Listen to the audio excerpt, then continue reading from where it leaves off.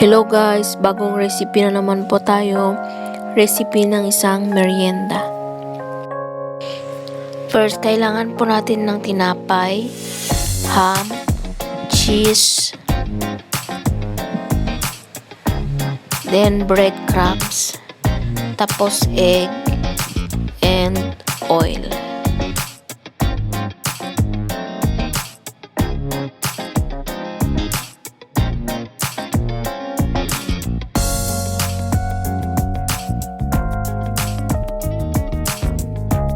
So, mag-start na po tayo.